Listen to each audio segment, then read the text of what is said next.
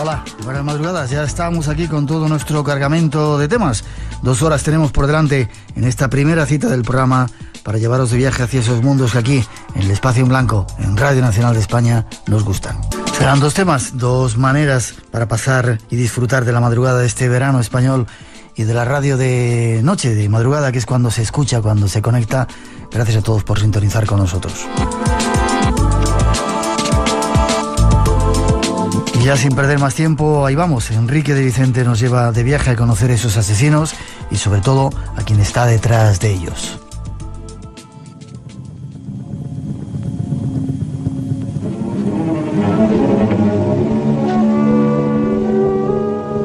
¿Qué estás haciendo aquí? Yo le dije a Darlene que le estaba esperando. ¿Todo ha salido bien? Sí, señor. ¿Encontraste a Steve Drish? Sí, señor.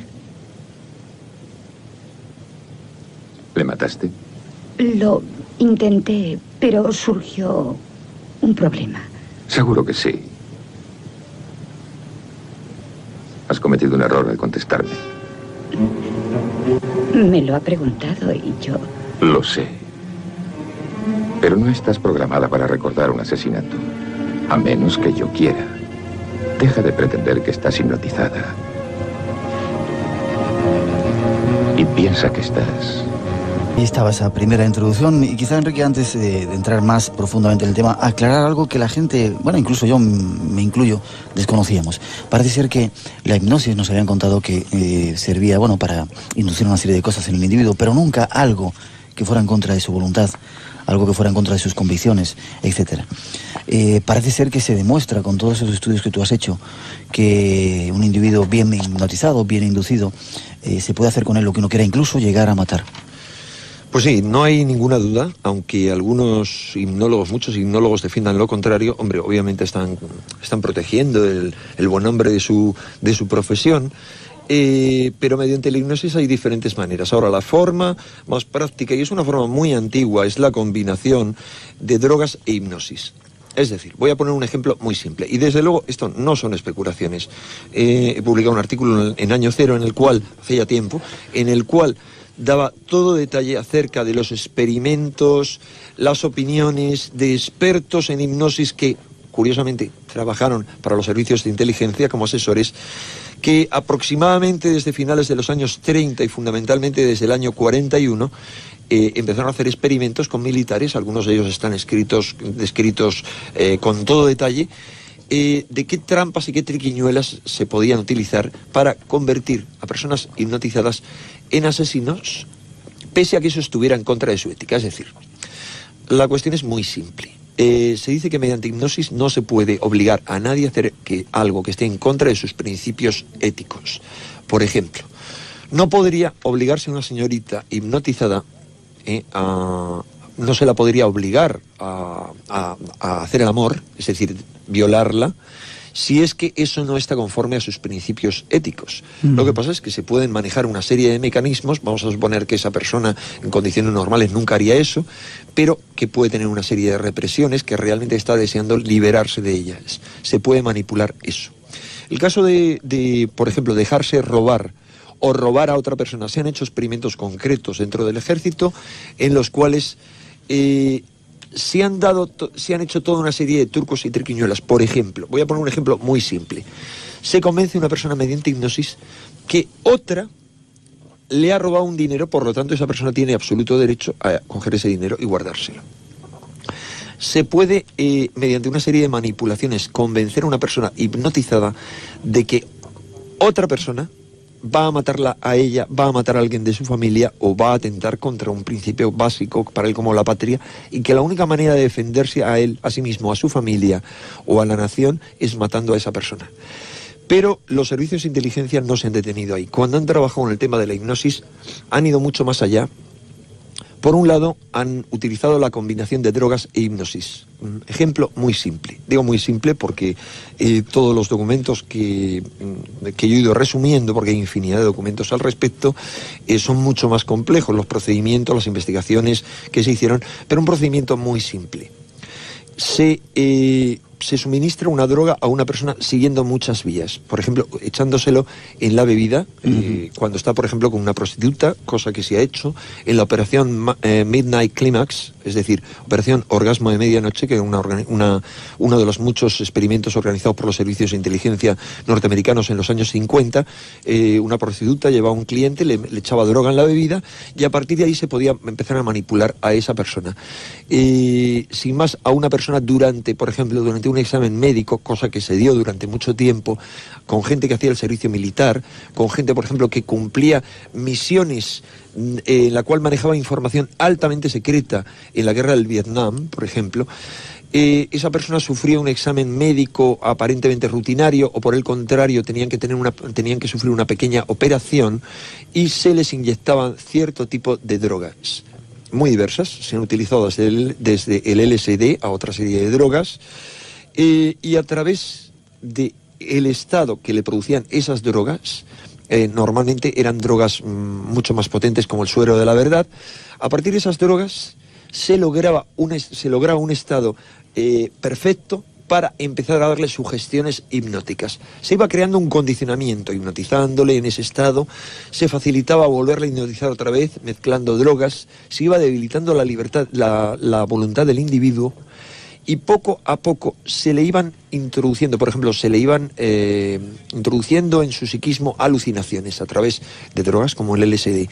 Se le creaban estados alucinatorios, del tipo que alguien venía a matarle y tenía que defenderse contra ese alguien. Y no solo esto, sino que primero se hicieron pruebas con personas normales, pero luego se trabajaba con asesinos en potencia. Se han hecho encuestas según las cuales un altísimo porcentaje, casi una tercera parte de las personas con las que se trabajó, en las que se investigó en Estados Unidos, eran asesinos en potencia, es decir, gente que estaban dispuestos a matar abierta y absolutamente por convicciones patrióticas o a cambio de dinero. La tercera parte, se había visto que una tercera parte de la gente reconocía que serían capaces de matar a cambio de una cierta cantidad de dinero, quizá muy elevada. Bueno, ¿qué ocurre? Con estos asesinos en potencia se trabajaba con mucha más facilidad. Lo único que hacía falta era exacerbar sus instintos criminales. Pero no se trabajó solo con ellos. En el año 52, por ejemplo, la CIA organizó un proyecto según el cual se iba a trabajar con un diplomático de un país aparentemente amigo, al cual se le suministraba droga a través de la bebida, con el cual se empezaba a trabajar para que ese diplomático finalmente perpetrara un asesinato, atentara contra una alta personalidad norteamericana, desencadenando así un conflicto de forma artificial. Es decir, hay un país que atenta contra un norteamericano, con lo cual ya la CIA tiene la excusa perfecta para iniciar un ataque contra ese país. Y estamos hablando del año 40 y tantos, del año 52, y podemos llegar con esas investigaciones, nunca podemos sobrepasar el año 60. A partir del año 60 empieza a perderse la pista. Se sabe que siguen toda una serie de proyectos de los que se sabe muy poco. ¿Por qué se sabe muy poco? Sencillamente porque en el año 74, cuando la Comisión Senatorial de los Estados Unidos, a raíz del escándalo Watergate, se creó una comisión senatorial para investigar las actividades de la CIA. Esa comisión senatorial estaba dirigida por el senador Frank Iglesia, por Francisco Iglesia, sería la traducción del apellido. Bueno, esta comisión, ya era sospechoso que el senador Frank Church fuera miembro de ciertas organizaciones a las que aparecían organizaciones todopoderosas de tipo internacional, como la Trilateral, como el CFR o Consejo de Relaciones Internacionales, o como el grupo Bilderberg, a las cuales estaban ligadas toda otra serie de personajes que manejaron esta operación de control mental. Pues bien, a raíz de esta investigación empezaron a descubrirse evidencias acerca de algo que se ha denominado genéricamente la operación control mental. Eran toda una serie enorme de operaciones que habían llevado adelante la CIA, el Servicio de Inteligencia de la Fuerza Aérea, la DIA o Agencia de Inteligencia de la Defensa y otra serie de agencias. Estos proyectos recibieron nombres como Proyecto Chatter, Proyecto Bluebird o Pájaro Azul, Proyecto Artichoke o Alcachofa, Proyecto MK Naomi, MK Ultra, Midnight Climax, el que hemos dicho antes, Orgasmo de Medianoche, Third Chance o Tercera Oportunidad, Derby Hat, EA-1729, que era el nombre que recibía el LSD en clave para los servicios de inteligencia, MK Chitsuit, MK Often, White Coat o MK Search. Seguramente, Enrique, de eso hablaremos en la tercera parte del programa. Porque... Pero todos esos proyectos, te digo, que el problema que hay es que sabemos algo de algunos, pero de la mayoría sabemos muy poco, porque cuando el Senado fue a investigar se encontró con que había sido destruida la documentación. Luego se encontró que había una copia y se encontró la documentación de parte de todo eso, pero parece que siempre hay algo debajo de eso, que parece que dejan el acceso solamente a aquella parte de la información que se debe conocer. El problema es que no sabemos cómo ha evolucionado eso desde el año 60. Y tenemos evidencias, y las vamos a dar esta noche, para pensar que el grado de manipulación que se puede haber conseguido, y no por parte de los americanos solo, sino por parte de otros países fuertes, que no podríamos sospechar, hasta este momento, en más de 30 años de avance científico y tecnológico, ha sido un salto increíble, un salto de gigantes, y que sus efectos a lo mejor pueden estar afectando en este momento a toda la población y tiñendo salvajemente temas como el de los ovnis, con extraños secuestros, en los cuales secuestros por parte de malvados extraterrestres. Qué casualidad, mira, que los extraterrestres que aparentemente, si es que existen, que yo creo que existen, han estado aquí toda la vida, al lado nuestro, qué casualidad que ahora les da por dedicarse últimamente a manipular el cerebro de la gente a través de las abducciones, a hacer experimentos genéticos, a revolver la mente y controlar el comportamiento. Pues mira qué casualidad, a lo mejor resulta que no son tan extraterrestres.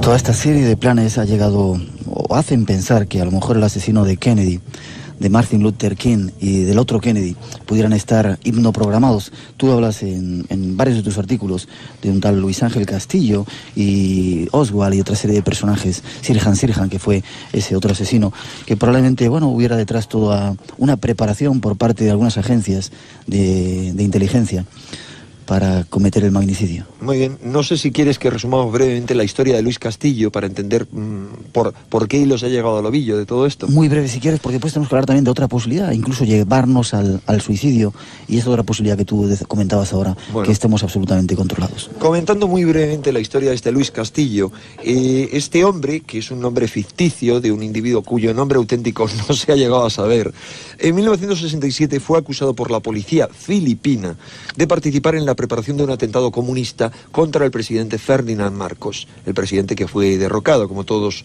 los oyentes saben.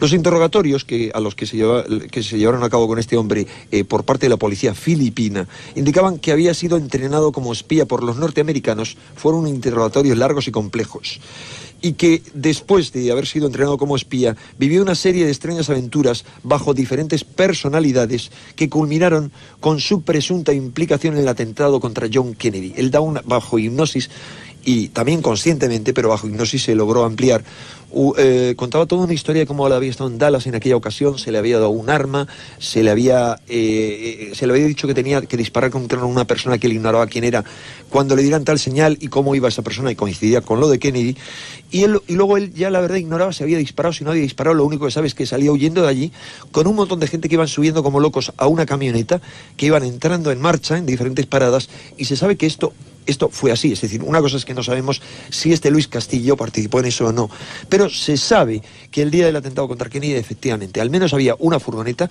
que iba haciendo ese recorrido, cogiendo a gente a toda velocidad, recogiendo de un lado y otro a todos los presuntos tiradores. Se sabe hoy en día que al menos hubo 3 tiradores en 3 ventanas distintas, una de ellas, por supuesto, desde aquella de la que se supone que disparó Lee Harvey Oswald. Lo que no sabemos es si fue Lee Oswald o fue otra persona que estaba ocupando ese puesto de disparo, y Oswald mientras tanto estaba haciendo otra cosa. Pero lo alucinante es que les dejaran escapar, es que había instrucciones concretas de que se dejara escapar a esta gente, igual que dejaron escapar a otra serie de individuos que pillaran en unos vagones. Esto está claramente descrito en la película JFK, en unos vagones que había cerca de unos matorrales, desde los cuales se vio como había gente que disparaba contra Kennedy. Huyeron hacia esos vagones, se encontraron una serie de vagabundos que están fotografiados, algunos de ellos, y la policía tranquilamente les dejó escapar.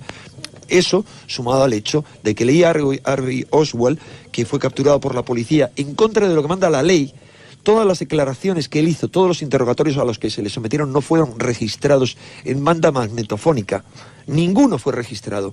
Él negó continuamente que él hubiera disparado. Es más, que se le hubiera acusado de atentar contra el presidente. Solo se le había acusado de disparar contra un policía, Tippit, y él negaba incluso haber matado a Tippit. Bueno, siguiendo con la historia de este Luis Castillo, lo que sabemos es que posteriormente este Castillo, a petición del FBI allí en Filipinas, fue sometido a 40 sesiones de hipnosis, durante las cuales reconoció a algunos personajes que se harían famosos después de ser detenido este Castillo, durante la investigación hecha por el fiscal Jim Garrison, que es en la que está basada la película JFK, sobre el asesinato de Kennedy. Y este Castillo reveló que había sido programado mediante narcohipnosis, es decir, mediante la combinación de drogas e hipnosis, por las personas que le condujeron a Dallas para participar en el atentado. Mediante hipnosis en Filipinas se detectaron en este Luis Castillo 4 personalidades distintas correspondientes a diferentes niveles hipnóticos. Esos niveles hipnóticos le hacían manifestarse. El primer nivel hacía de él un espía antinorteamericano que actuaba como un agente comunista que había efectivamente participado en un atentado contra el presidente Ferdinand Marcos, y luego pasaba a ser otras personalidades, entre las cuales un agente de la CIA en dificultades. La tercera, él al estar en dificultades intentaba suicidarse, y en la cuarta él quería ser ni más ni menos que el hijo del director y gran promotor de la agencia de inteligencia norteamericana, de la CIA, el hombre que montó toda esta operación y que desarrolló, antes de ser director de la CIA, la operación Control Mental. El hipnólogo que había hipnotizado a este Luis Castillo quedó convencido de que había sido programado para matar al presidente filipino Marcos, para participar en el atentado contra Kennedy y para suicidarse en determinadas circunstancias, cosa que le fue impedida. La policía de Dallas aseguró que no poseía dossier alguno sobre Castillo. Este hombre fue deportado y el FBI dijo que confesó allí en Estados Unidos haber inventado la historia sobre Dallas, es decir, descartó que hubiera participado en el asesinato contra Kennedy. Un tribunal americano le condenó por un robo que había hecho en Estados Unidos, y cuando salió de la cárcel nadie volvió a saber nada más de él. Desapareció de la escena como tantos otros. Algo que incluso él sabía. Estas son algunas de las aparentes cosas que se pueden hacer bajo hipnosis, pero hay todavía más que debemos seguir contándoles esta noche. Nadia Donner no se suicidó, fue asesinada. Hemos encontrado rastros de barbitúricos en su organismo. Teniente, Nadia Donner no murió por barbitúricos. Su muerte fue algo más dramática. Se arrojó desde un 5º piso. Ella creyó que se lanzaba a una piscina. Usted se lo dijo. Usted la programó. ¿Yo? ¿Tiene pruebas o no? Tengo una llamada telefónica. ¿Qué llamada? Usted la llamó. Lo niego. El agente Hendricks encontró el auricular descolgado cuando descerrajó la puerta. Enhorabuena por el hallazgo. ¿Por qué Nadia Donner se desnudó antes de saltar? Dígamelo usted. ¿Por qué guardó sus alhajas en el zapato? Porque iba a nadar en la piscina. Perdona que le interrumpa. Estaríamos especulando todo el día sobre esa muerte y no llegaríamos a nada. Lo cierto es que no tiene ninguna prueba, ¿no?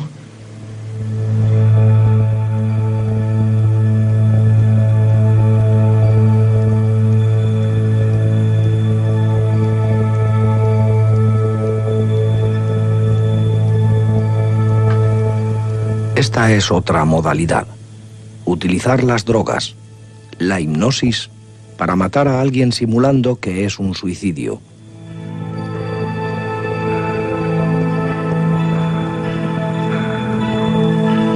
Nuestros compañeros nos darán más información sobre estos inquietantes casos.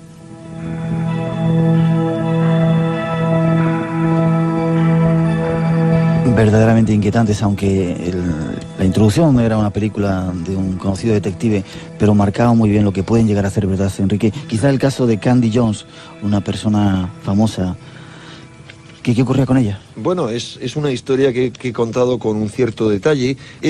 Bueno, podríamos decir brevemente, por resumir muchísimo la historia de esta mujer, que esta mujer era una modelo americana y que había luego estado animadora como modelo y como luego directora de agencia de modelos, animadora de los soldados norteamericanos que habían participado primeramente en la Segunda Guerra Mundial en el Pacífico, y posteriormente, cuando ella dirigía una agencia de modelos, había dirigido también espectáculos de animación para los soldados norteamericanos con diferentes modelos más jóvenes que participaban en la guerra de Corea y en la guerra de Vietnam posteriormente.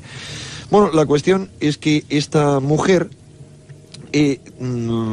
se descubrió que a raíz de que cuando actuaba en los años 40 para los soldados americanos destinados en el Pacífico, fue internada en un hospital porque había sufrido unas enfermedades propias de aquella región, donde conoció a alguien a quien ella oculta bajo el seudónimo de Dr. Jensen. Años después volvió a encontrar a este doctor Jensen en circunstancias un tanto anómalas, coincidencias extrañas, unos robos que había habido y tal, muy sospechosas, y tras volver otra vez a hablar con ella, la propuso que colaborase con la CIA como correo. Es decir, lo que ella venía a hacer era recibir cartas que mandaban de ciertos sitios y ella las tenía que llevar a una determinada dirección.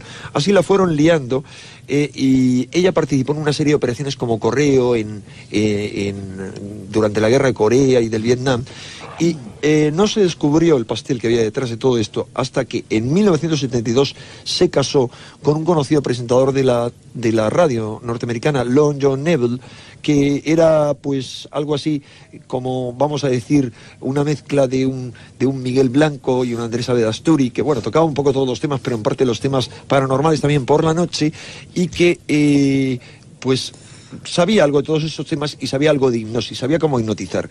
Entonces, cuando se casó con él, su extraño comportamiento nocturno alarmó a este hombre, a su marido, que se propuso ayudarla a vencer su insomnio hipnotizándola. Al hipnotizarla, poco a poco fue descubriendo una serie de cosas extrañas. Al cabo de un tiempo comprobó que este doctor Jensen, este doctor militar, había hipnotizado a Candy valiéndose de drogas, y digamos inyectando las drogas y luego manipulándola. Había utilizado un trauma natal y un desdoblamiento de personalidad que había tenido cuando niña para programar esa segunda personalidad suya y convertirla en una espía perfecta, terrible, implacable y en un auténtico esclavo a las órdenes de este doctor y otros hipnotizadores. El médico desarrolló en ella esa doble personalidad que ponía en funcionamiento cada vez que Candy Jones viajaba al sudeste asiático, transportando en el fondo de su inconsciente mensajes que solo podía revelar a quien poseyese la clave. Es decir, se le hipnotizaba, se le daban mensajes y solo quien poseía la clave podía sacar esos mensajes. No había manera, aunque cayese en manos enemigas como ocurrió, de sacarla esos mensajes. Jensen incluso había programado hábilmente el suicidio de Candy Jones en previsión de que pudiese descubrirse lo sucedido. El marido detectó cómo la llamaba por teléfono y le decía una cierta frase que a ella la obligaba exactamente esto que se describe en la película, a ir a la terraza de su casa y a tirarse al vacío pensando que se estaba lanzando a una piscina, cosa que el marido pudo impedir y pudo reprogramarla. Bueno, lo más alucinante de todo esto es que hay evidencias de que la misma persona que programó a Candy Jones, según un abogado que investigó todo esto, fue la persona que programó a los asesinos de John Kennedy, de su hermano Robert Kennedy, de Martin Luther King, que eran Lee Harvey Oswald, Ray y Sirhan Sirhan. Esta es una historia de la que podemos seguir hablando en nuestra próxima hora. Seguramente. Curioso que incluso a través de las drogas y de la hipnosis puedan inducir o obligar a un ser humano incluso al suicidio.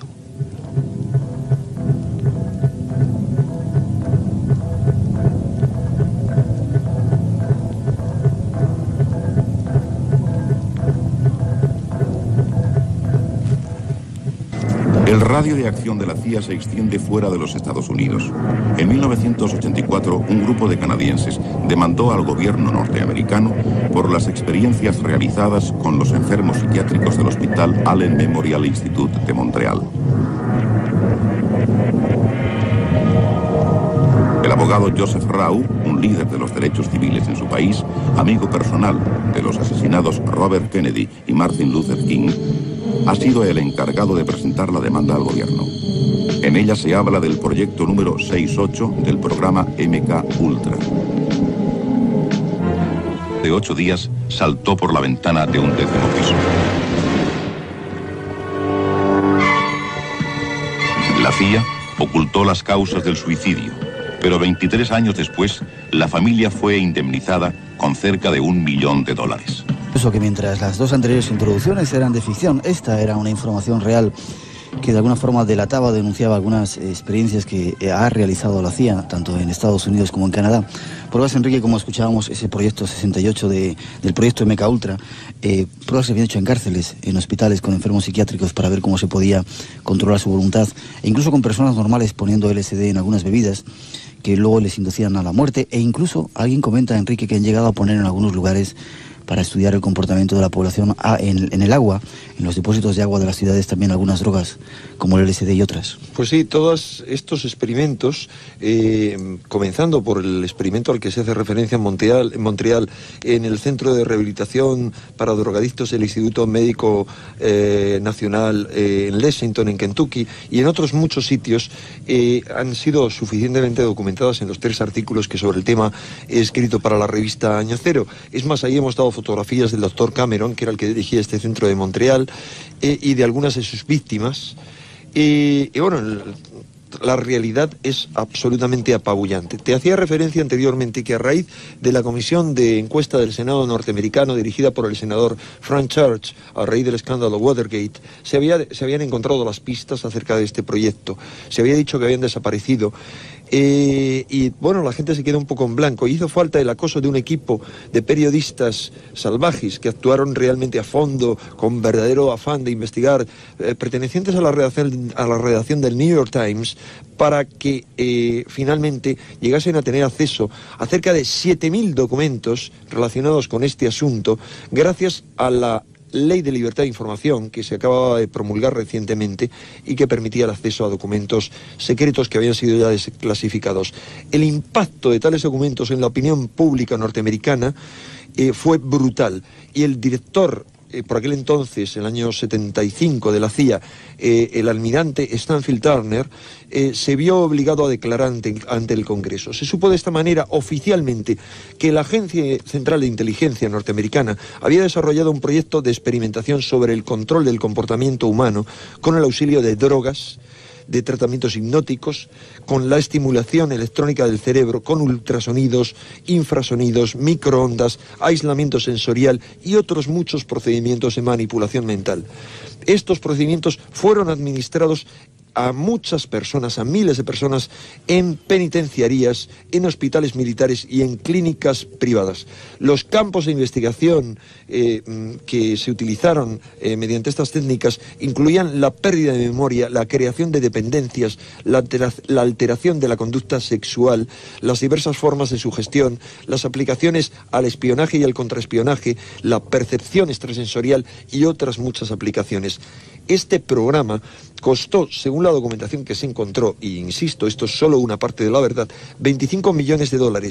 La existencia de este programa logró mantenerse en el mayor secreto mediante una descentralización que impedía a los participantes en el mismo conocer la existencia de otras investigaciones paralelas. Es decir, solo había un personaje central, que era el tercer presidente de la CIA a partir del año 53, nombrado por el general Eisenhower, que era Allen Dulles, cuyo hermano John Foster Dulles era el secretario de Defensa. Son dos personajes de los cuales, para hablar de su vida, habría que hacer solo un programa de trascendencia increíble en la historia de nuestro siglo, y creadores, o parte de los creadores, de la gran red de poder y por supuesto en ello está incluido el narcotráfico. El narcotráfico es ya el gran negocio de este siglo, y ellos, como otros amiguetes suyos, anduvieron implicados en todo ese asunto. En el seno de este proyecto de control mental se realizaron un mínimo de 150 experimentos diferentes realizados por 185 científicos, entre los cuales se cuenta un famoso científico español que no tenía ni idea, uno de los más prestigiosos, él ha reconocido no tener ni idea que sus experimentos muy inocentes estaban siendo financiados por agencias de inteligencia, y en 44 universidades se realizaron estos experimentos e institutos científicos, en 15 fundaciones y laboratorios, en 12 hospitales y en 3 prisiones. Tomando a la Oficina Federal de Narcóticos como cobertura, o sea, una auténtica, una auténtica barbaridad. Resulta que la Oficina Federal de Narcóticos era la oficina creada para reprimir el uso de las drogas, pues la utilizaban como cobertura. Y la CIA así logró crear organizaciones que utilizaba para financiar sus proyectos, como el Instituto de Ingeniería Científica o la Sociedad para la Investigación de la Ecología Humana. Hubo también organizaciones privadas que aportaron fondos para el proyecto, como el Fondo G-Sister para la Investigación Médica o la Fundación Joseph Massey. ¿Por qué instituciones privadas como estas aportaban dinero para este asunto? Pues por una razón muy simple.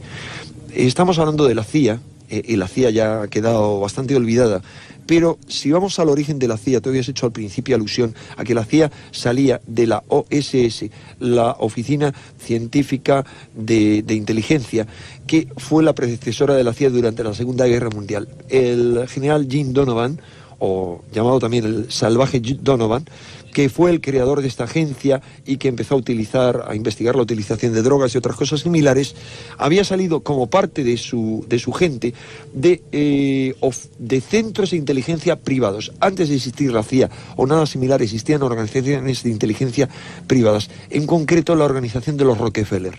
Sabemos que son grandes banqueros, de ahí habían salido todos estos hombres. Organizaciones como esta, y no estoy señalando solo a esta organización, sino a otras muchas, son las que están detrás de todo esto. Es decir, hay organizaciones privadas que a su vez mueven a las agencias de inteligencia, que a su vez mueven a otros grupos que financian a su vez estas investigaciones, de tal manera que no hay forma de encontrar el ovillo central. A veces sí, a veces siguiendo el hilo cuidadosamente se llega al ovillo. La cuestión es que el doctor Sidney Gottlieb, director del proyecto MK-Ultra, que era el último proyecto de la Operación Control Mental, se vio obligado a declarar ante el Senado y allí reconoció haber destruido los 152 informes de este programa del MK-Ultra a sugerencia del director de la CIA que siguió de inmediato al Watergate, Richard Helms, poco antes de que ambos presentasen su dimisión. ¿Y por qué destruyó esto? ¿Cuál fue la justificación que dio? Lo que declaró ante el comité Church es que lo hicieron para no perjudicar la reputación de los científicos que, sin pertenecer a la CIA, habían participado en esta operación, ignorando que al destruirlos infringían un reglamento de la inteligencia, de la agencia de inteligencia. Es decir, habían infringido todas las leyes y pese a ello nadie dijo absolutamente nada. Todo quedó olvidado, hicieron la promesa de que nunca más iban a hacer investigaciones por el estilo, pero vaya si la siguieron haciendo. El problema es que no eran ya las investigaciones que ellos hacían. Estamos hablando del año 75-76. El problema es que ya mucho antes, en los años 60, no hay ninguna duda de que otros grupos privados íntimamente relacionados con las agencias de inteligencia estaban utilizando los resultados de estas investigaciones y que fueron utilizados en los años 60, entre otras cosas, para manipular a los asesinos de John Kennedy, de Robert Kennedy y de Martin Luther King. Y de eso hay evidencias aplastantes.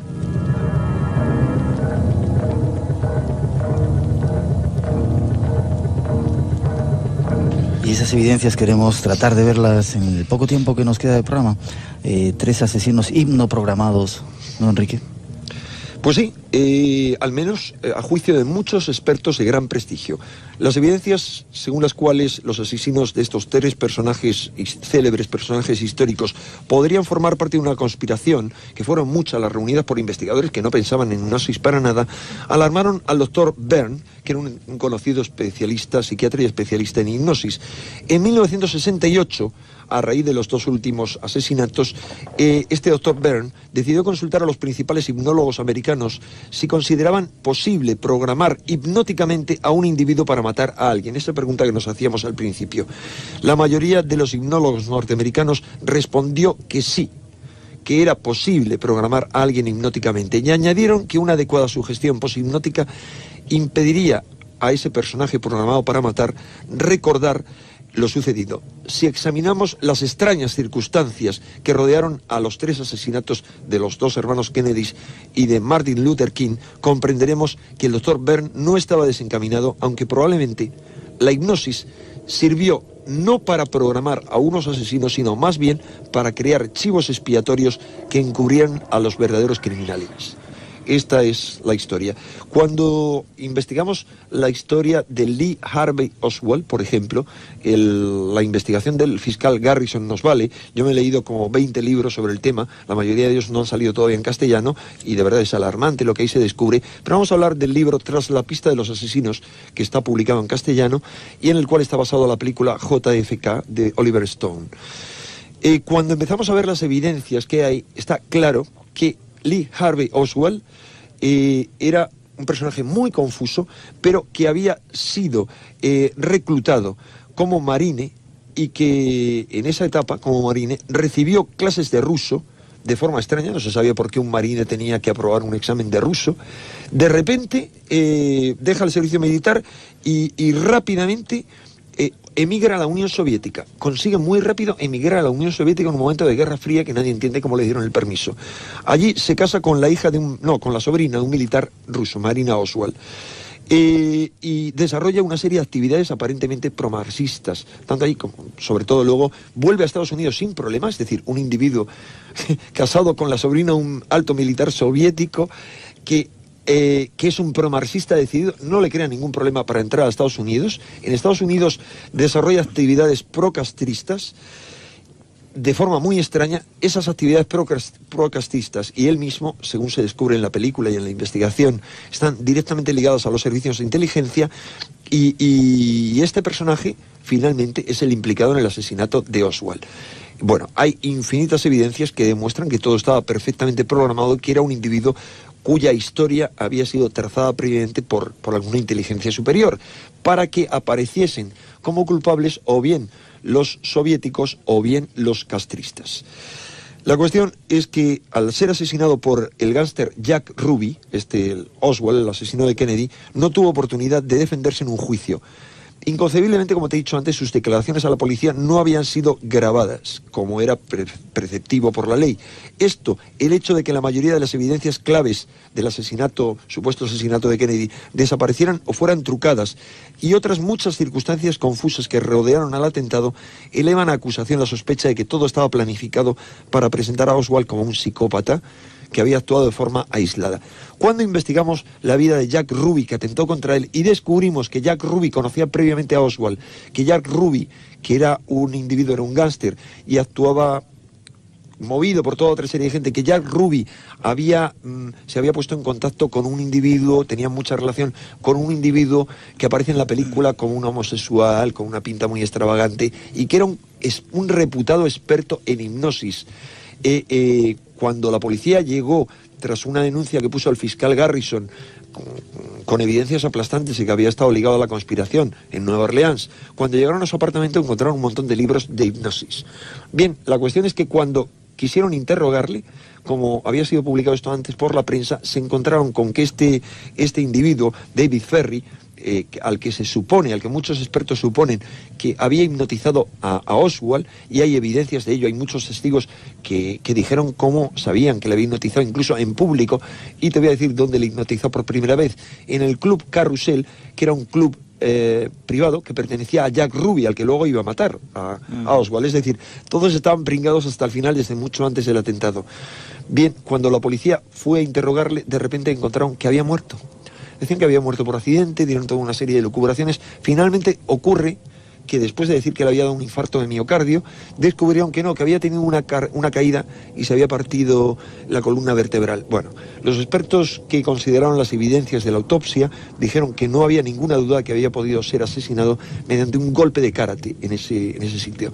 Curiosamente, la misma forma en la que murieron muchos otros testigos claves que podrían haber dado información reveladora sobre Jack Ruby. Ahí hay una conspiración, eso es claro para todo el mundo. Lo más interesante es que David Ferry, que podía haber hipnotizado a Oswald, era un experto en hipnosis y estaba ligado directamente a toda esa conspiración. No solo eso, sino que aparecía íntimamente ligado a otros personajes que estaban luego relacionados con el atentado contra Robert Kennedy y contra Martin Luther King.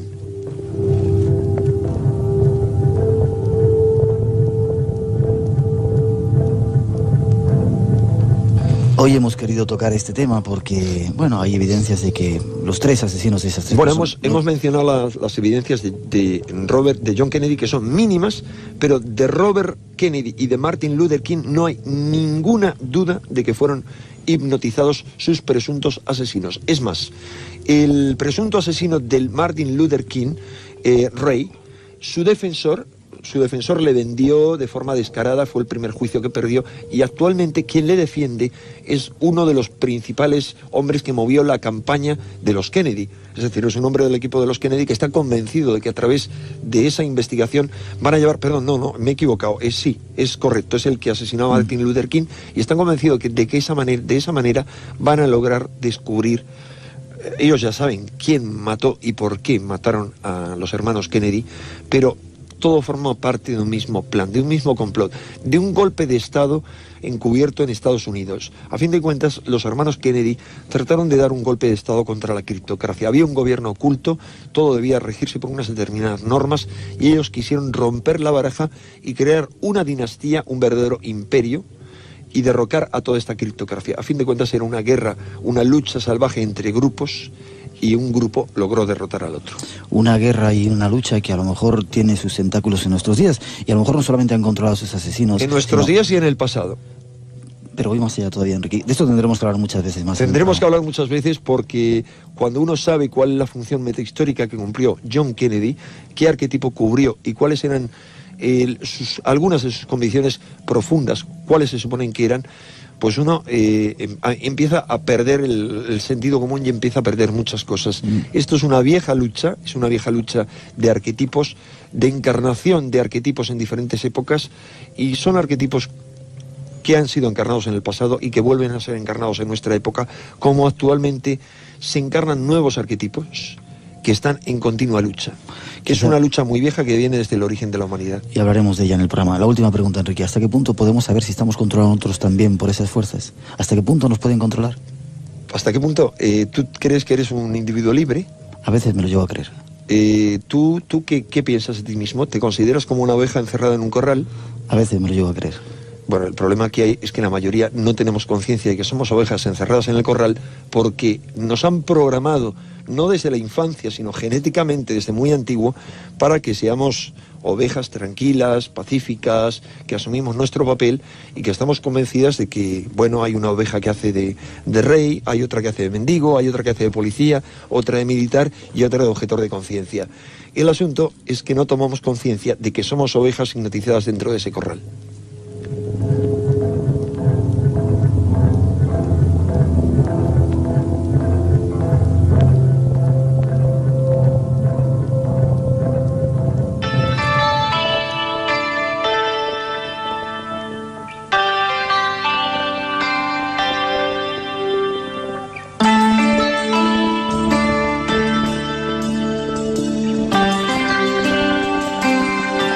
Seguramente, Enrique, con el programa de hoy hemos creado más dudas que aclaraciones. Yo creo que demasiadas dudas, porque te estaba diciendo en broma que espero que no se vayan a pensar nuestros oyentes que yo pretendo que a todos nos han hipnotizado. No, me estoy refiriendo a algo más profundo. Hemos estado hablando de meras anécdotas, de meros hechos históricos que a fin de cuentas están muy lejanos de la vida de la gente.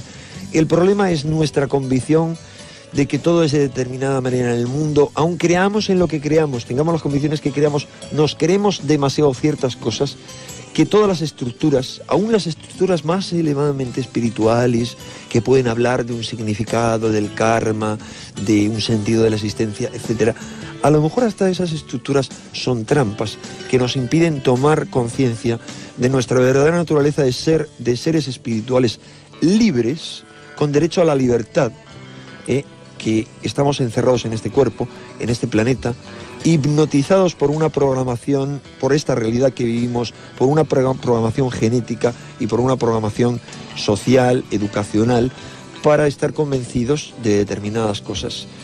El problema es que es muy difícil salir de ese estado de hipnosis y tomar conciencia de que somos libres, porque si tomáramos conciencia de eso, quizás nos rebelaríamos contra nuestro programa, contra nuestros dueños, y dejaríamos de cumplir la función para la que estamos aquí, desde hace mucho, desde el comienzo del Homo sapiens. Y el problema es que quizá se acerca la hora en que mucha gente empecemos a tomar conciencia de eso y en que demos un salto más allá de la historia. Vamos a intentar hacerlo aquí en el programa, si te parece, Enrique, ¿vale? Dicen que hablar de esas cosas es peligroso. Tendremos que protegernos entre nosotros, cuídate, ¿vale? Bueno, a fin de cuentas, si uno está convencido de que es inmortal, yo creo que no tiene nada que ver. El problema es creernos eso, que a lo mejor es mucho más verdad, yo estoy convencido que es mucho más verdad que todas las tonterías en las que nos han educado. La verdad, decía San Juan, os hará libres. Yo diría algo más. La fuerza del espíritu y la fuerza del amor y la fuerza del conocimiento nos hará libres. El amor y el conocimiento es lo único que nos llevamos al más allá, según han descrito los que han tenido experiencias al borde de la muerte. Yo diría, y lo que han descrito los místicos, yo diría que es una experiencia rescatable. Cuando uno está convencido y cuando uno despierta el espíritu dentro de sí, uno ya no tiene miedo de nada. Gracias, Enrique de Vicente, nuestro compañero, director de la revista Año Cero también. Nos volvemos a encontrar, ¿vale? Hasta siempre. Gracias.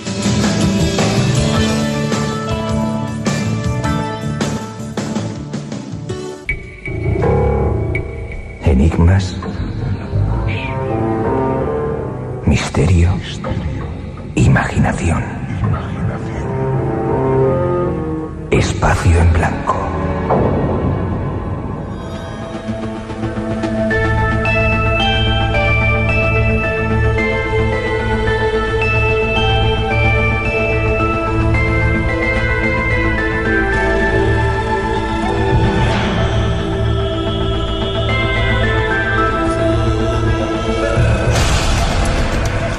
Extraña historia la que nos contaba Enrique de Vicente, y lo malo, lo curioso es que al final es verdad toda esa serie de cosas. Cuánta cantidad de controles. Tenemos que hacer una mínima pausa. Llegan las noticias de las 3, las 2 en las Islas Canarias serán tan solo unos minutos. Aquí seguimos moviéndonos, 3 y 6, 2 y 6 en las Islas Canarias, segunda hora del Espacio en Blanco, con muchos temas todavía por tocar, con nuestros dos primeros invitados hablando de Egipto, de esos misterios, aclarando temas de Egipto. Ahora me cuentas eso de sexo. Sí, bueno, es que los egipcios eran tan vitalistas, como ha dicho Teresa. Hoy para nosotros el sexo está configurado tras el velo de la moral y la ética occidental basado en las creencias judeocristianas, que nos hacen verlo como una desviación. Ellos hacían bueno y maravilloso y abundante sexo como parte de la manifestación de la naturaleza, y no tenían ningún inconveniente en mostrarlo y incluso en incorporarlo en sus cosmologías. Por ejemplo, ¿cómo se crea el mundo? El mundo se crea a través de la masturbación que se hace el dios Atum a sí mismo, y la mano con la que se masturba le dan personalidad divina. Femenina, precisamente. Femenina, claro, le dan femenina, que se llama Nebet Getepet, la señora de la satisfacción. Bien, a partir de aquí lo que queramos. Y hay el papiro erótico de Turín, que comentábamos hace un momento, que está en el Museo de Turín, el Museo Egipcio de Turín, donde hay es un catálogo de posturas de relación sexual entre hombre y mujer, de todo, vamos, para escoger y revolver. ¿No tiene nada que envidiar al Kama Sutra? Para nada. Vale. Lo que pasa es que Kama Sutra está orientado desde un punto de vista, digamos, de la exaltación mística a través de... Y aquí ellos lo hacen en el sentido vitalista del asunto, sin complicarse la vida. Ya. 900-137-137 nuestro teléfono, segunda hora del Espacio en Blanco, un tanto con datos sexuales. Vamos con otra introducción de estos señores, de lo que están haciendo allí, con la bienvenida a todos los que estáis conectados, Radio 1, Radio 5, a través del podcast en esos 100 y pico países del mundo. Saludos desde España, seguimos viajando.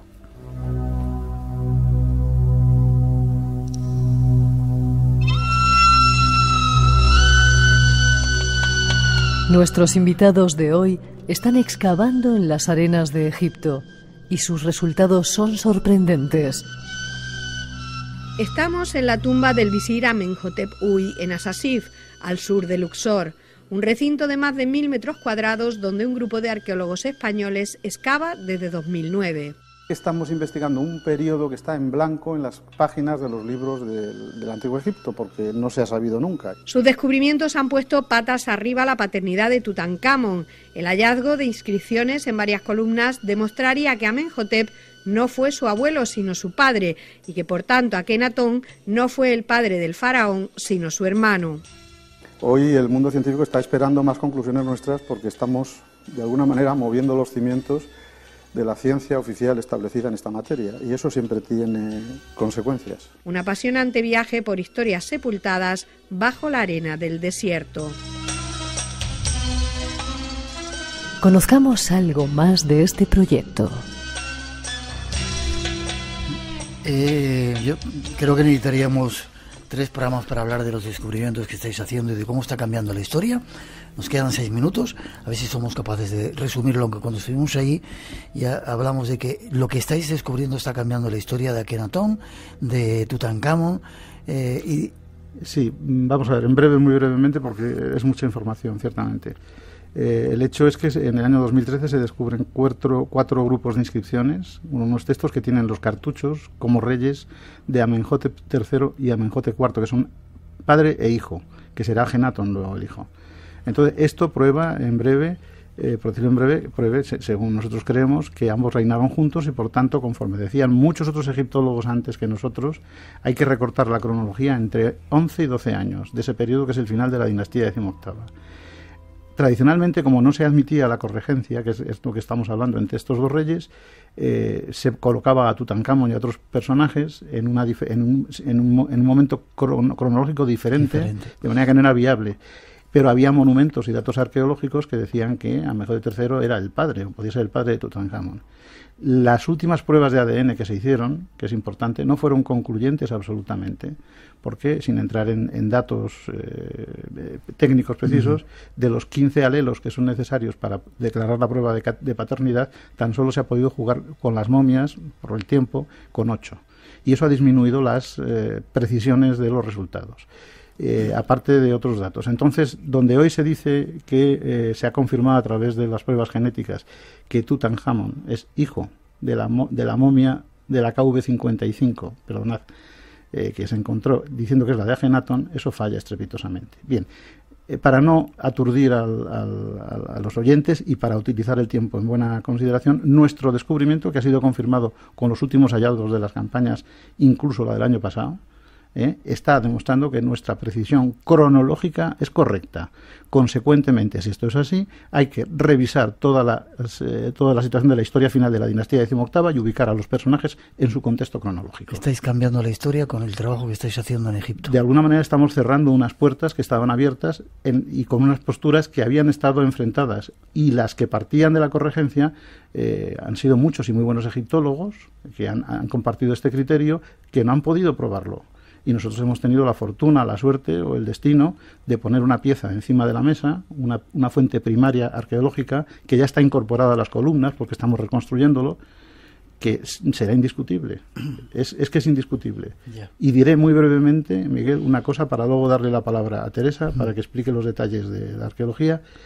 En el año 2015 estuvimos en el Congreso Internacional de Egiptólogos en Florencia, que es digamos el foro internacional. Yo expuse en la ponencia, en una sala llena en la Universidad de la Sapienza de Florencia, el hecho del descubrimiento y la corregencia. La sala estaba llena con más de 100 y pico, 200 personas.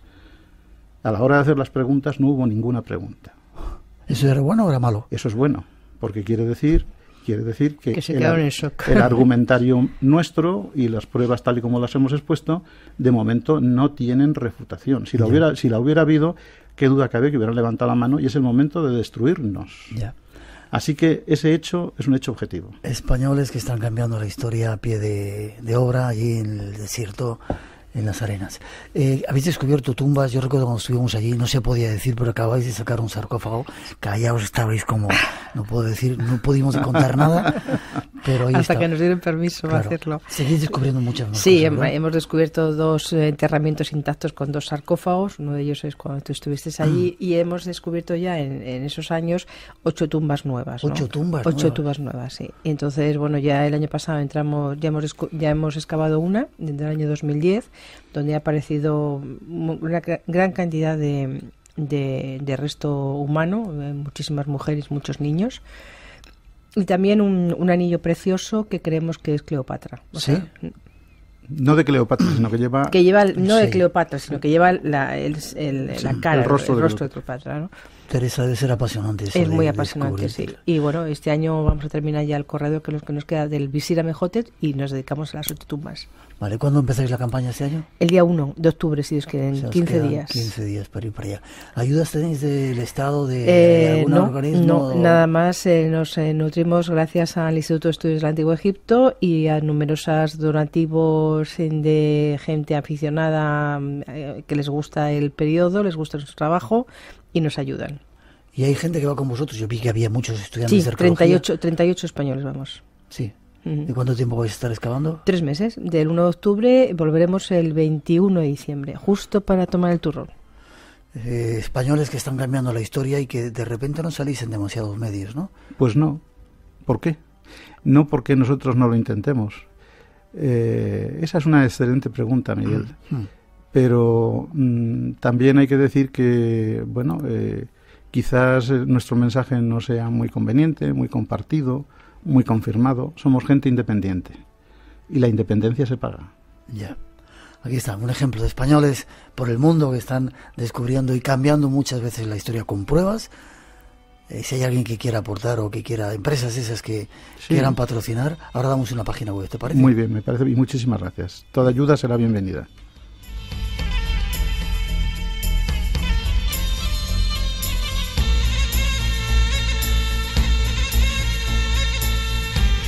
Teresa, aunque yo ya me autoinvito cuando vaya a Egipto, ojalá pueda ir, vamos a ir a final de año, ojalá pueda ir en estos 3 meses para ir a veros allí. Bienvenidos. Pues bienvenidos. Siempre. Con una botella de vino, ¿eh? Eso sí. No se te olvide. Y jamoncito llevaremos. También, eso nunca viene mal. Forma de contacto, ¿dónde se pueden informar más de vuestro proyecto? Bueno, pues en la propia página, de ayudas. En la página que tenemos desde hace muchos años, que es www.visiramejotephui.es. Visir Amejotephui. Esa Jotep es una H. Que es una J, pero es una H. Y si no ponéis Instituto de Estudio, ¿cómo? Y si no, IEAE.es, que es más fácil. Y desde ahí también se entra. IEAE.es. Gracias, Teresa. Buena campaña, que disfrutéis en Egipto, que sí descubráis muchas más cantidad de historias. Seguramente nos vas a tener que llamar porque vamos a hacer un gran descubrimiento este año. Me da a mí el feeling. Y tú eres muy bruja. Llamarnos vosotros, nos dais un toquecito, nos mandas un WhatsApp y nos ponemos en contacto contigo. En todo caso te esperamos, Miguel. Me encantará, Francisco, gracias, un placer. Y a todo el equipo, claro. Teneros como amigos, de saber que hay españoles que están cambiando la historia, que estáis haciendo esa labor y ojalá sea más reconocida, aparte de por nosotros, por mucha otra gente. Muchísimas gracias. Gracias. Gracias. Gracias, hasta pronto. 3:17, 2:17 en las Islas Canarias. Seguimos viaje quizá ahora por algunos países de América Latina. Hemos estado en el país del centro del mundo, nos hemos sorprendido con lo que allí hemos encontrado y queremos dar eco a una serie de iniciativas. Nos vamos a hablar con Juan Miguel Moreno. Buenas noches, Juan Miguel. Buenas noches. Director académico internacional de Discover Seed. ¿Qué es eso del Discover Seed? ¿Qué estáis preparando en ese país?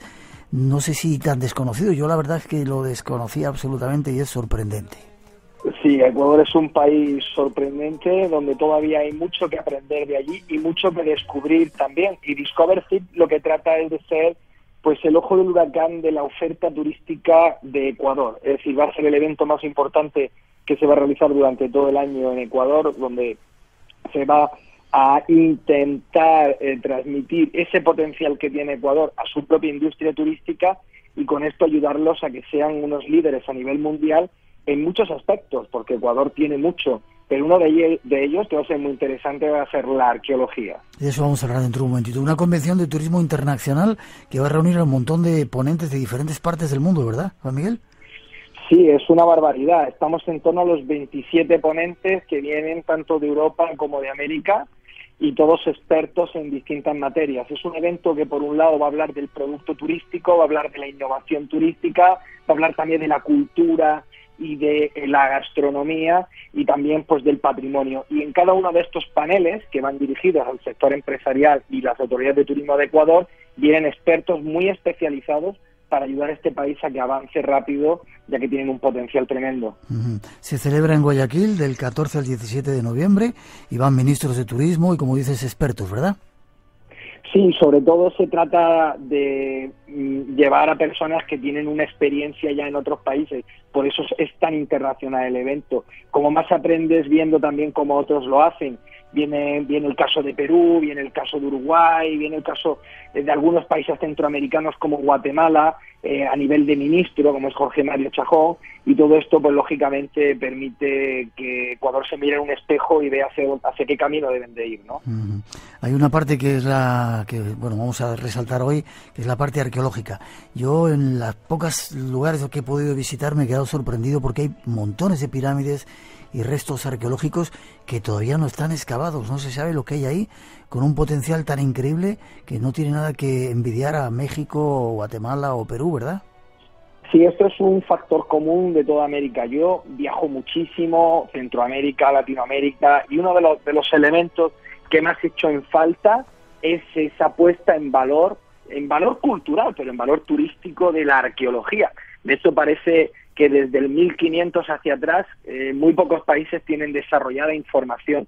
Bueno, pues Ecuador es un país donde hay culturas muy antiguas, como sabemos, y donde también hay pues muchos restos arqueológicos de difícil comprensión por su complejidad y por determinadas características. Y es una pena que todos estos grandes potenciales arqueológicos que son tan apreciados en Europa, en Estados Unidos y en Canadá, aún no estén puestos en valor. Hace muy poquito salió una noticia que habían descubierto una nueva pirámide en Quito, es decir, que es que cada vez que hacen un agujero, pues sale algo de mucho valor allí, ¿no? Y subimos en Baños y había una pirámide también súper increíble que se va a comenzar a investigar ahora, y en Cochasquí, montones de sorpresas que puede dar ese país y que hay que darlo a conocer. Juan Miguel, damos una pista para que la gente tenga más información. Y Espacio en Blanco. Soy Salvador de Chile. Radio Nacional de España se mueve contigo. María León, buenos días. Buenos días, mira. Luis Cáceres, buenos días. Buenos días, yo soy un asiduo... Las mañanas del fin de semana en Radio Nacional. Seguimos compartiendo la mañana del sábado con ustedes. No saben lo feliz que me hace saber que están ahí escuchándonos. No es un día cualquiera. Con Carlas Mesa. Espero que nos acompañen todos los fines de semana. Sábados y domingos desde las 8:30 de la mañana. Las 7:30 en Canarias. Y recuerda, Entre dos luces, de martes a viernes a las 3 de la madrugada. Radio Nacional de España se mueve contigo. Espacio en Blanco. Con Miguel Blanco. A la búsqueda de los lugares donde habita el misterio. Abriendo las puertas del más allá.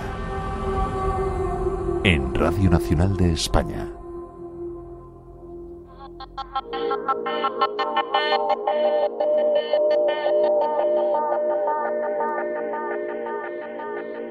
Abriendo puertas en movimiento, con esa voz de Salvador desde Chile o desde Kioto en Japón, que nos escuchan. Montones de lugares, y atentos a esa arqueología de las antiguas inteligencias que va a dar mucho que hablar.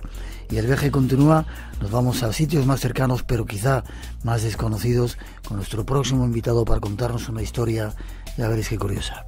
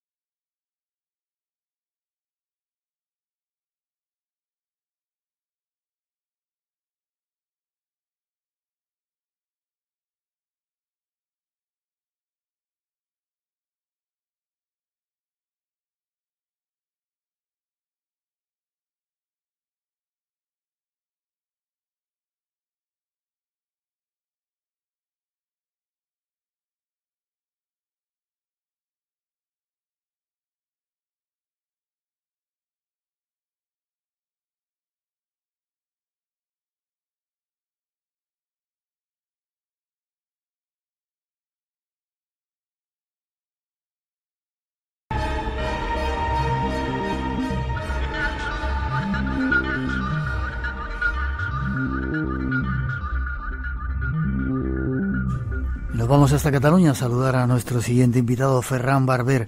Buenas noches, Ferran. Hola, buenas noches. Periodista, compañero freelance, ¿verdad? ¿Y te gusta meterte en líos?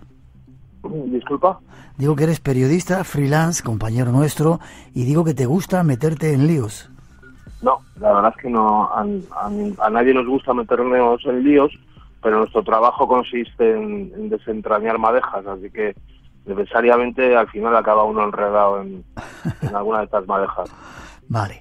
Un poco tu sitio de acción es el Kurdistán. ¿Por qué el Kurdistán? ¿Qué te llevó allí? No, a ver, no. Yo llevo como unos 25 años dedicándome esencialmente a conflictos internacionales, minorías y asuntos sociales, y he trabajado en más de 80 o 90 países. Entonces el Kurdistán es un entorno al que le hemos prestado atención preferente, no exactamente al Kurdistán, sino a todo Oriente Medio, porque es uno de los principales focos de conflictos del planeta desde hace muchísimo tiempo. Entonces es inevitable, si te dedicas a asuntos internacionales, se le acaba yendo y viniendo. Pero aparte de eso, sí es verdad que tengo pues al final he acabado adquiriendo una especie de vínculo emocional muy fuerte, no solamente con el pueblo kurdo, porque siento un gran respeto y cariño, sino por otras minorías como los asirios, asirios, no sirios, o los yazidíes. En el mundo pasan muchas cosas de las cuales no nos enteramos, ¿verdad? Porque esto del Kurdistán, bueno, de vez en cuando sale alguna noticia, pero no se tiene claro lo que está pasando por ahí, ¿no? Ni los asirios quiénes son y todo eso. Desde hace ya algunos años, especialmente desde que se comenzó a hacer el tránsito de la prensa de papel a la digital, prácticamente el periodismo de temas internacionales está tocado de muerte.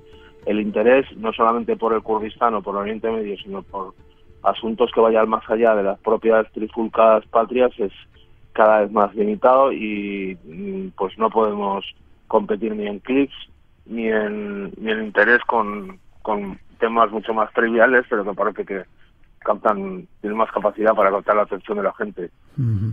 De hecho, este asunto, y lo estoy haciendo gustosamente durante los 3 o 4 últimos días desde que regresé a Barcelona, pero fíjate que se está poniendo sistemáticamente el foco en mi propia historia, cuando realmente lo verdaderamente grave es todo el contexto de esta historia, ¿no? Porque no es un caso aislado ni anecdótico, sino un sistema de represión, un sistema carcelario que está haciendo sufrir a gente real con nombres y apellidos que han quedado tras de mí entre barrotes.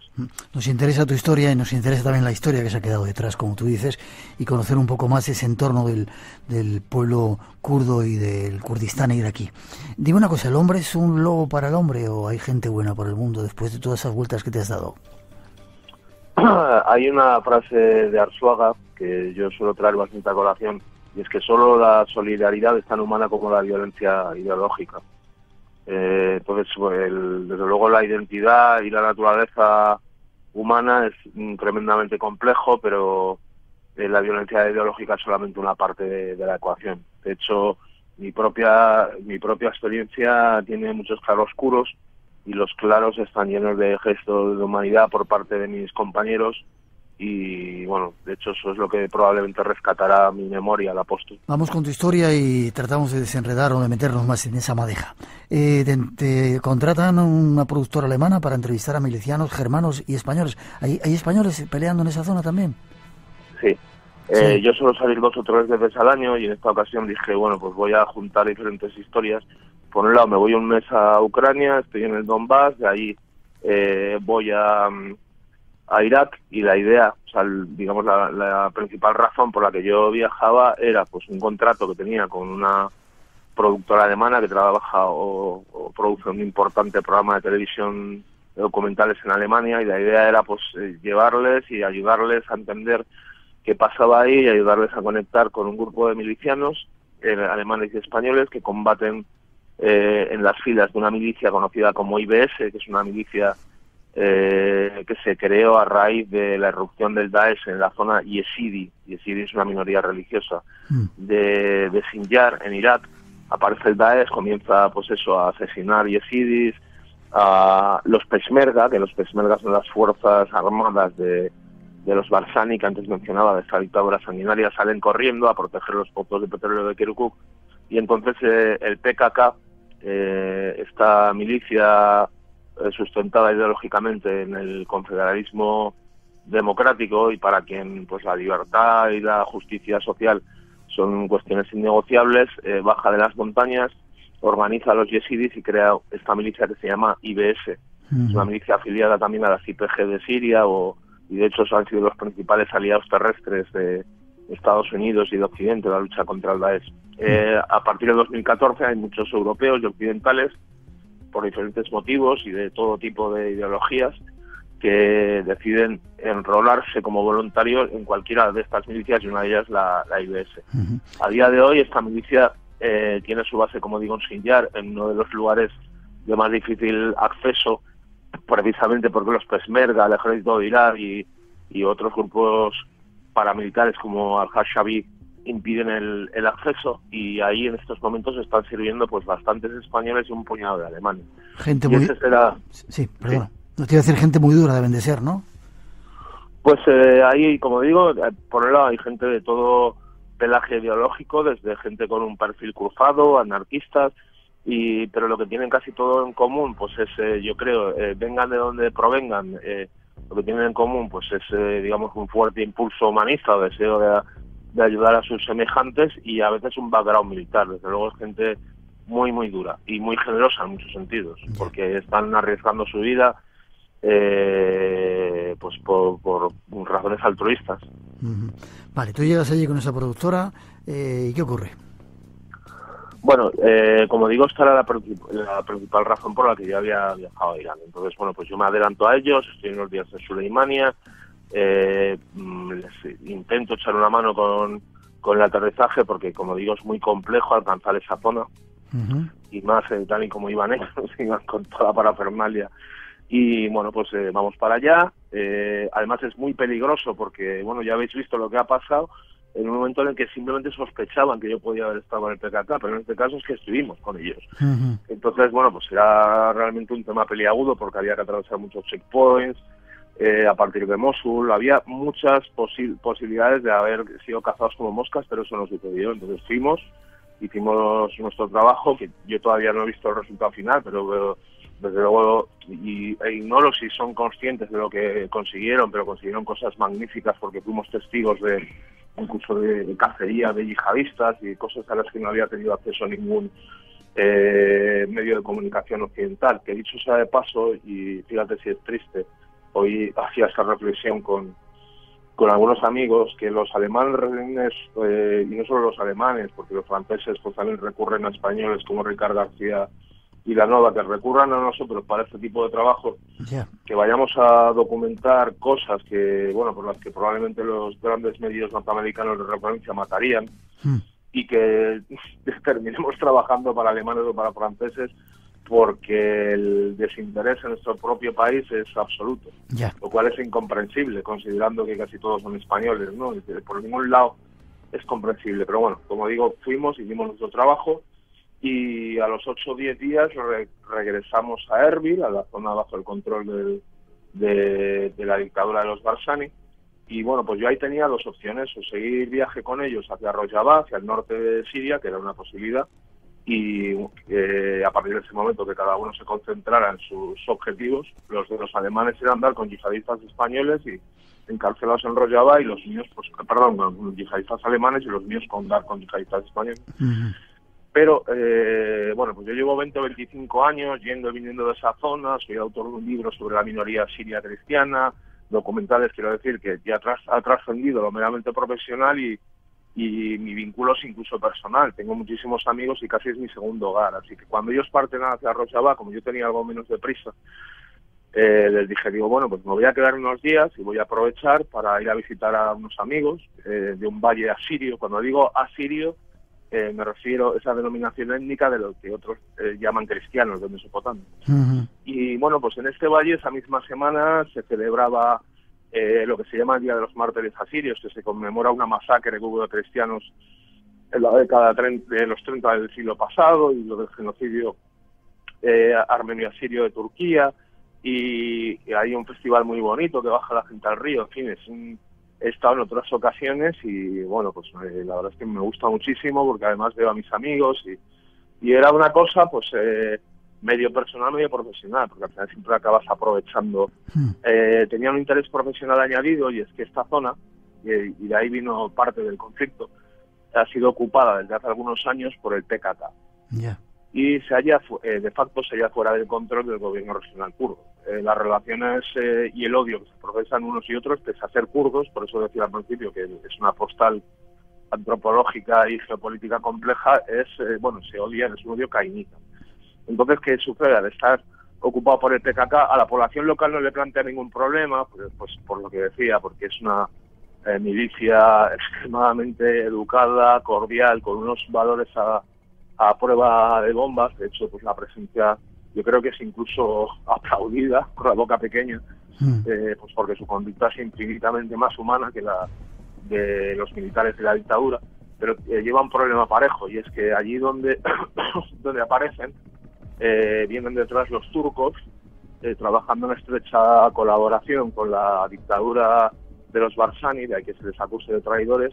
Llegan con sus drones, sus aviones, y sistemáticamente bombardean posiciones incluso civiles, quiero decir, casas de civiles y de locales. Han asesinado en numerosas ocasiones a kurdos y han bombardeado casas de cristianos. Incluso cuando estuve yo, llegaron a bombardear incluso cultivos de arroz y de sésamo, que bueno, pues que viene a ser una chulería, como decir, tener cuidado, ¿no? Yeah. Que dicho sea de paso, la población no tiene ninguna culpa de esto. Entonces ese era el contexto, y yo voy para allí, estoy 4 o 5 días en casa de diferentes amigos. La verdad es que lo pasé en grande, y pues, siempre lo hago porque, bueno, pues, me apasiona, y bueno, la zona en sí es fascinante.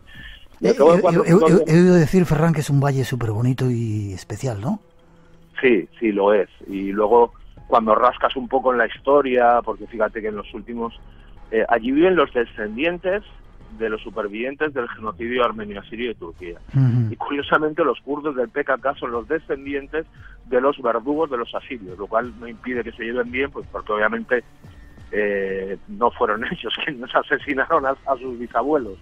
Pero bueno, es apasionante en todos los sentidos. Incluso, bueno, pues dices, las casas tienen una apariencia muy nueva. ¿Por qué? Pues porque han sido destruidos 2 pueblos 5 veces durante los últimos 90 años, la última de la campaña Anfal. Luego, en una tierra tan árida, pues hay un río y hay una zona pantanosa, que bueno, lo de los mosquitos es horrible, pero a cambio pues tienes unas vistas maravillosas, los molinos donde fabrican el tajín y los campos de sésamo. Y luego pues es un lugar salvaje, ¿no? Llega la noche y oyes los chacales, oyes los lobos.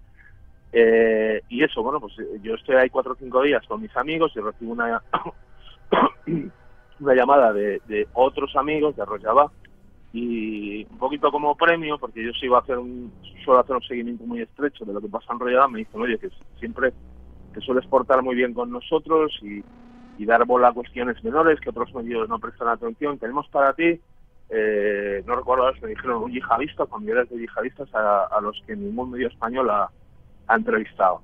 Y bueno, pues eso desde luego era un asunto muy potente que... Te tientan un montón, ¿verdad? Sí, bueno, aparte que con uno de los medios a los que yo contribuyo regularmente, pues con el suplemento dominical El Crónica del Mundo, pues sé que a Ildefonso le encantan esas cosas, y enseguida pensé, bueno, pues esto a Ildefonso seguro que le va a encantar. Y en ese momento, bueno, pues como hubiera hecho cualquiera de mis compañeros, digo, venga, hay que salir disparado. Y esto fue un jueves por la noche, y el viernes, pues por la mañana ni había taxi, ni había vehículos.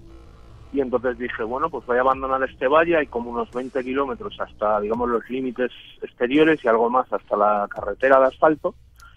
Y madrugué, comencé a caminar, no solamente porque quería llegar cuanto antes a Rojava, que sí tenía permisos para cruzar esa frontera, sino, bueno, pues me apetecía porque el caminar, el mezclarte con la gente te da otra perspectiva mucho más cercana de las cosas y te brinda posibilidades de interacción que como periodista siempre son interesantes, o por decirlo, o por ir al grano. Sabía que me iba a cruzar con gente del PKK y bueno, pues yo soy periodista, quiero decir, mi obligación es atender a todas las partes que hay en un conflicto, del mismo modo que el mes anterior había estado en el frente del Donbass e intenté pasar las líneas ucranianas a las rusas. No lo conseguí, pero es algo no solamente legítimo, sino lógico que haga un periodista. El caso es que me echa el camino.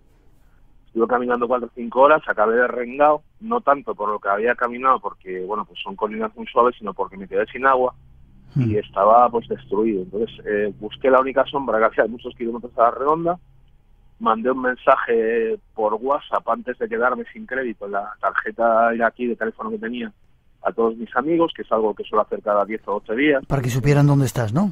Exacto. De hecho, después fue de mucha utilidad, porque yo creo que si se aceleró mi salida fue gracias a las gestiones por un lado de la embajada, pero de amigos como Carlos Zurutuza e incluso Virginia de Público, en fin. Y ese mensaje fue clave para darles información. Entonces yo mando ese mensaje Y nada, 10 minutos después sigo caminando y aparece un vehículo con un señor paisano que se identifica como un peshmerga y se ofrece a ayudarme. Estaba parado en el camino, me pareció rarísimo, porque además estaba parado justo en el límite de la zona que controla el PKK. Hay que decir que tenía que salir a prisa y corriendo porque corría también un grave peligro de que me metieran un pepino los turcos. Porque cuando iba caminando yo tenía más apariencia yo de guerrillero que la propia guerrilla, que ya utiliza uniformes y iba con las armas de asalto. Entonces, bueno, pues estaba muy presionado, estaba anocheciendo, con lo cual el ritmo se incrementaba y con todas mis dudas pues me monté en el coche. Y el hombre me dice, no te preocupes, que te llevo hasta una ciudad donde hay un taxi, y lo que hizo fue llevarme a un lugar extraño de la carretera que se habría convenido previamente con un agente que se identificó como policía de frontera, detuvo el coche, apareció un vehículo, salieron 4 tíos súper armados hasta los dientes y ya me sacaron por las bravas, me metieron en otro vehículo, me llevaron a Acre, a una comisaría o un cuartel. Ellos dicen que son la policía de fronteras, en ningún momento ni me dicen que se va a detener, me dicen que soy su invitado, que quiero comer. Además es que mienten como bellacos porque quiero decir que esa pauta de conducta se ha repetido sistemáticamente. De hecho, he de decir, que lo he dicho varias veces estos días, que todo tenía un absoluto aire de déjà vu, porque yo mismo había escrito sobre detenciones y encarcelamientos de otros españoles con anterioridad. Entonces todo lo que yo recordaba que me habían contado estaba empezando a suceder y de alguna manera me podía anticipar a todo y sabía pues que ya se había torcido aquello. Espacio en Blanco, en Radio Nacional, con Miguel Blanco. Y esta noche con Ferran Barber contando parte de su aventura y de algo que ocurre en el Kurdistán, en esa zona del mundo. El primer interrogatorio es grotesco porque ellos me hablan en kurdo y yo respondo en inglés, ni sé lo que me preguntan ellos, ni ellos saben lo que yo respondo. Y aún así llenan 3 folios en árabe que me obligan a firmar haciéndome presionar el pulgar contra el documento ese que escribieron. En ese momento me vuelven a cargar en un vehículo ya esposado y me llevan a un segundo cuartel, también en la localidad de la ciudad de Acre. En esta ocasión ya se identifican como la siniestra policía política de la SAIS, que es un cuerpo de policía de los más tenebrosos y yo creo que equiparable a la Stasi o al KGB o a las SS, y se repite el mismo interrogatorio, también grotesco. Además, eran preguntas que ya llevaban la respuesta implícita, porque lo primero que me dicen es: nosotros somos el gobierno y tú y tus amigos sois terroristas. Es decir, me juzgan en el sitio y por lo visto ya me condenaron, además con mentiras. Me dicen, bueno, no te preocupes, que mañana te llevamos a Erbil y ahí lo aclararás todo y en 2 horas estás fuera. Duermo esa noche, amenazan, bueno, no quería entrar en el calabozo, amenazan con golpearme, con lo cual decidí, digo, bueno, pues voy a dejarme llevar y que sea lo que Dios quiera.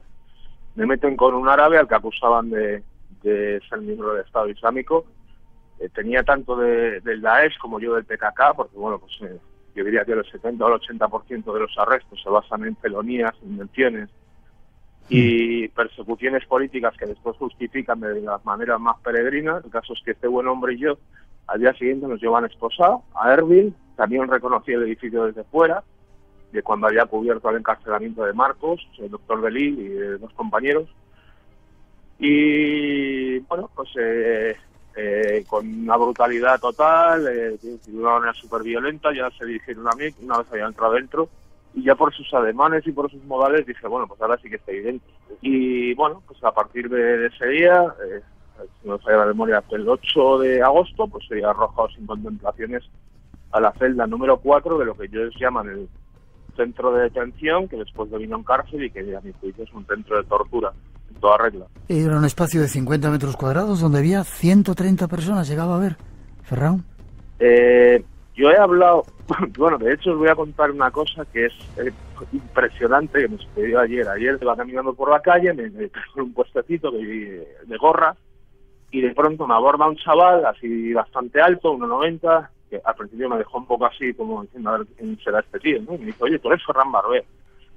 Y me quedo así dudando y digo, bueno, sí, ¿por qué? Digo, ¿cómo sabes quién soy? Dice, no, yo soy el español que estuvo encerrado en esa misma cárcel unas semanas antes que tú. ¿Qué me dices? Lo que oyes, o sea, imagínate, llevaba buscando, desde que había salido, llevaba buscando a este hombre, Conocía sus apellidos, pero no había manera de dar con él. Y él, por lo visto, vio, porque como ha habido una atención masiva por parte de los medios españoles, cosa que agradezco, pues él vio mi foto, me reconoce y bueno, pues de hecho hemos quedado mañana, pero imaginaos, o sea, es que no es una casualidad, es lo siguiente, encontrar a un tío por la calle que te reconozca a alguien a quien estás buscando. Estuviste casi un mes metido en esa cárcel con más de 100 personas, 50 metros cuadrados, y en algún sitio dices que es como dormir 14 personas en una cama. Cuando yo entro hay 130 y tantas personas, que ya estaba prácticamente, era insostenible, o sea, yo ponía dos analogías para que la gente lo entienda. Es como si 12 o 14 personas tuvieran que dormir en una cama de matrimonio, o como si tuvieras que introducir a 3 en un ataúd.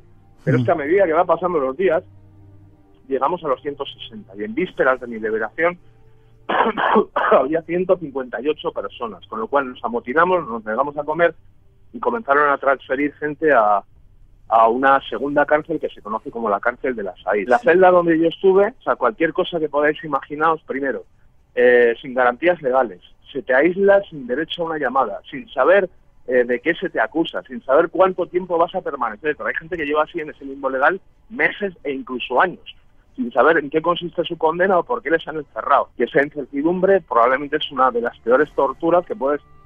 porque cuando yo entro ahí, de hecho fue una de las cosas que me confuse, yo no sabía si iba a estar un día, un mes o un año, porque no sabía qué estaba sucediendo fuera. Y a partir de ahí, pues las propias condiciones de vida o de mala vida adentro pues son brutales. No hay médicos. Presencié cómo alguien se dirigía a la enfermería para pedir auxilio, y los 2 presuntos médicos, que no lo son, junto a un funcionario, cogen unas barras de madera y comienzan a golpearlo, lo dejan prácticamente inconsciente en el suelo. Gente orinando sangre sin recibir atención médica, una comida infame. Había días en que la comida consistía en un plato de arroz sin sal y 10 o 12 alubias. Estamos obligados a dormir o a permanecer toda la noche 10 o 12 horas de costado. Prácticamente pasé los 15 primeros días sin dormir. Alguno pensará que exagero, no exagero. O sea, en el mejor de los casos dormía 10 o 15 minutos, ni siquiera sabía que un ser humano podía resistir eso. La presión que se te aplica es brutal, y de hecho eso genera peleas, patadas y agresiones que, bueno, luego por la mañana se olvida, pero hay una tensión y un estrés brutal. Gente que se golpea la cabeza porque no lo resiste. Durante el resto del día había ocasiones en las que intentábamos era turnarnos para dormir se te golpea para impedir dormir durante el día. Pero sobre lo que yo voy a escribir es sobre lo que he visto, y lo que he visto es gente, en su mayoría inocente, arrojada. Por ponerte un ejemplo, otra de las personas que entra conmigo era un médico de Mosul de 60 y tantos años, inofensivo, se dirigía a pasar las vacaciones con su familia, con sus billetes de avión, van al aeropuerto de Erbil, y cuando introducen su nombre en la base de datos resulta que su nombre y su apellido, que dicho sea de paso, es un nombre muy común como Mohamed, coincidía con el de un criminal del Daesh. Lo arrancan de los brazos de su familia y lo echan en esa pocilga. Pero no todo el mundo está preparado para hacer frente a esas situaciones. Cuando llevaba 6 o 7 días me confesaba que quería morir. Casi terminando, Ferran, ¿qué pensabas o qué sentías cuando estabas allí en la cárcel sin saber cuándo te iban a dejar salir? Pues desde el primer momento lo tuve muy claro que ni iba a contar los segundos ni iba a contar los barrotes. Como afortunadamente tenía mucha información sobre el lugar en el que estaba, porque como decía antes, había cubierto otros encarcelamientos anteriores, sabía que podía enfrentarme a cualquier cosa. Y por otro lado sabía que en mi caso debían concurrir en circunstancias especiales, porque normalmente a los periodistas los liberaban en 4 o 5 días. Y en mi caso pasaban las semanas y seguía ahí. Entonces dije, bueno, puedo estar un mes o puedo estar un año, como se dio el caso de un periodista norteamericano. Entonces lo que me mantiene en pie es el deseo de hacer lo que estoy haciendo ahora. Primero, a medida que me gano la confianza de los presos, que serán hermanos para siempre, y éramos un único organismo, a nadie se le preguntaba por qué estaba ahí, lo único que sabíamos es que estábamos sufriendo juntos, y lo que me mantiene en pie es el deseo de hacer lo que estoy haciendo ahora, y esta es solo, digamos, la primera parte de lo que pretendo hacer, y un pedazo inevitable, pero no el más grato, que es contar mi propia historia. Lo que realmente quiero hacer es denunciar toda la información y desenmascarar la gran falacia de esa supuesta democracia, y es lo que voy a hacer. Ferran Barber estuvo con nosotros contando su historia, la de esas cientos de personas en esas cárceles. ¿Forma de contacto contigo, por favor? ferranbarber.info. Mi Twitter, si no me falla la memoria, pues es twitter.com/ferranbarber. Y si alguien quiere contactarme por vía Facebook, la dirección URL de mi página de Facebook es facebook.com/Balabusca. ¿Balabusca? Sí. Balabusca. Gracias, Ferran, por haber estado en el programa, por habernos contado esta historia, por haber sobrevivido allá y por estar defendiendo a esos hermanos que te dejaste ahí en ese agujero. Gracias a vosotros por todo este espacio que habéis dedicado a la gente. Un abrazo fuerte, te deseo lo mejor. A vosotros. Hasta luego.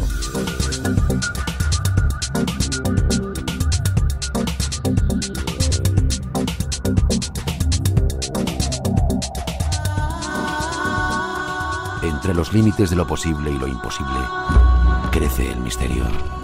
Aventúrate con nosotros a cruzar la frontera. Espacio en Blanco, en Radio Nacional. Hola, buenas noches, Miguel. ¿Te gustó la entrevista con Ferran? Mucho, me ha gustado mucho, sí, la verdad es que llevamos toda la semana escuchándole y leyendo su testimonio y bueno, teníamos muchas ganas de tenerle también aquí en Espacio en Blanco. A veces tenemos que servir de altavoz para este tipo de cuestiones que ocurren en el mundo y que pasan desapercibidas. ¿Qué nos cuentan hoy? Tengo por aquí unos saludos de New Jersey, Alicia Chalen, y Susana Palacios dice que hemos estado en cada su ha estado muy malita, estuvo en el hospital, desde ahí nos ha seguido mucho. Le ha vuelto sí, un besito desde aquí para Susana, que es oyente desde hace mucho tiempo del programa. También nos han escrito desde Tánger, ha entrado ahora mismo un saludo desde Tánger. Y recordar a toda esa gente que ha sido damnificada con esas terribles lluvias, con esa gota fría, no sé cómo Dana la llaman, no sé cómo la llaman. Sí, esperemos que haya pasado ya lo peor y que se normalice poquito a poco, ¿no?, la situación tan dura que se están viviendo muchas familias, sí. Recordamos también a unos indígenas con los que hemos estado hace unos cuantos días en la selva, los guaraní, que nos han mandado... ¿Guaraní? Fíjate, nos mandan hasta voces, cánticos. Escuchamos un poquito, es un cántico que dicen, para dar de comer a las aves, quieren que ese sonido de la selva, de ese mundo tan ancestral, no se pierda, quieren que salga en el Espacio en Blanco, nos van a mandar de vez en cuando algunos pedacitos más de ese sonido ancestral de una tribu que está a punto de la extinción. Ahí escuchamos ese cántico, es un tanto extraño, ya veréis cómo suena. La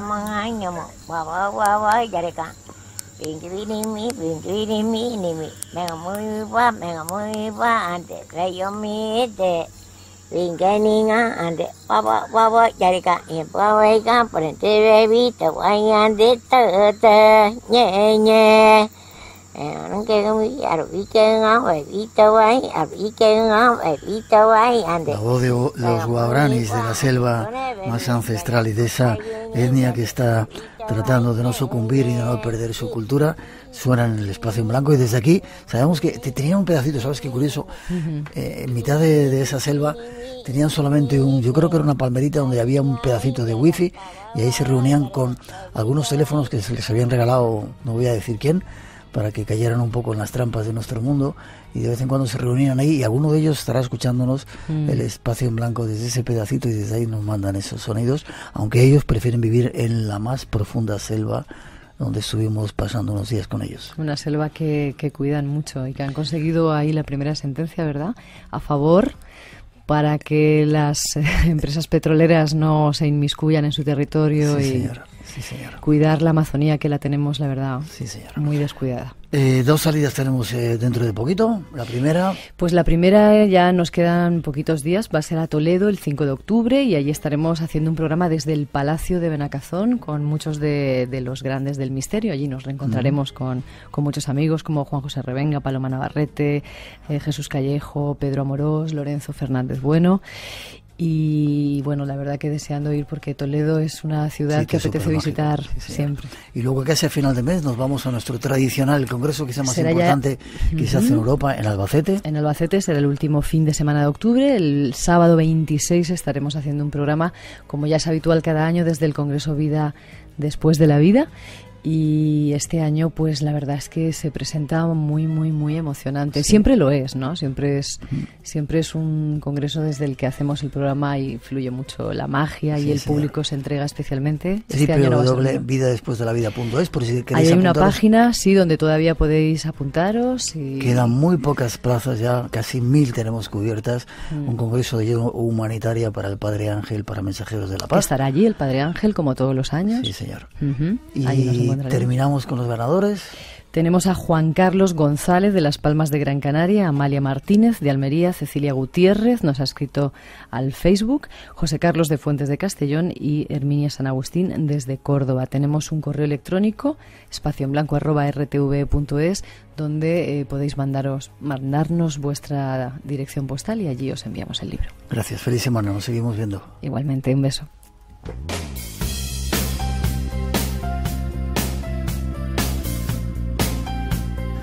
Terminamos, concluyen estas 2 horas del Espacio en Blanco de Misterio, solo aquí en Radio Nacional. En breve más investigaciones que estamos haciendo, ahora mismo nos ponemos a prepararlo y llegarán aquí en 7 días a Radio Nacional. Mientras tanto, feliz semana, la radio sigue, nuestro compañero David Sierra trae 2 trillones de átomos enseguidita y nosotros un poquito de música y el recuerdo de que os esperamos aquí en el Espacio en Blanco. Lo abriremos para vosotros y el misterio nos espera. Feliz semana.